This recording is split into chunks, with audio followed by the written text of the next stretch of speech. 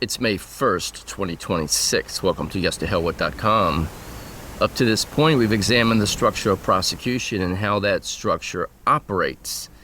Today, we address a question that many people never ask, but should. Why do most people lose before they ever get to trial?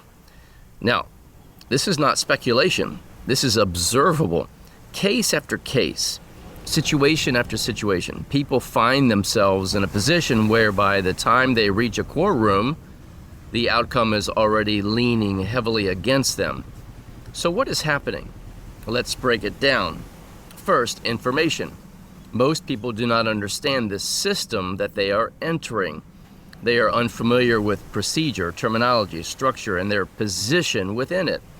So from the very beginning, they are operating at a disadvantage. Second, pressure.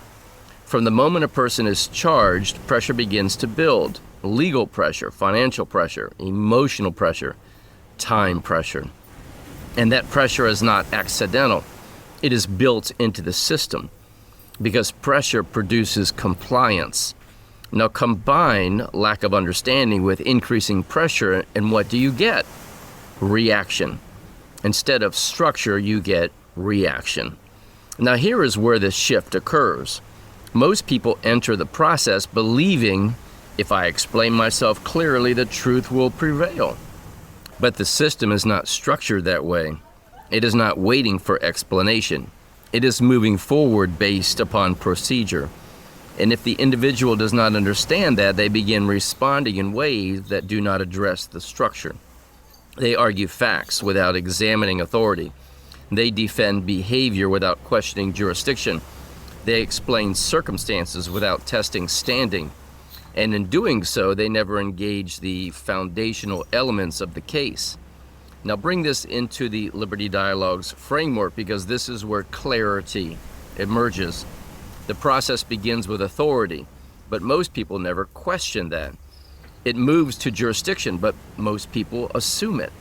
And then status, assigned without examination. Standing, accepted without proof. Obligation, presumed instead of established. And finally, enforcement, which now appears justified because the earlier steps were never challenged. Now understand this. If the early stages are not examined, the later stages become inevitable. Not because they are correct, but because they were never tested. Now here is another critical factor. Time. The system moves. Deadlines, filings, appearances, decisions. And most people are trying to keep up instead of stepping back and examining. So they respond quickly, often without full understanding. And each response builds upon the previous one until the position becomes fixed. Now at that point, even if issues exist, they become harder to address because the structure has already advanced. Now here is the key insight.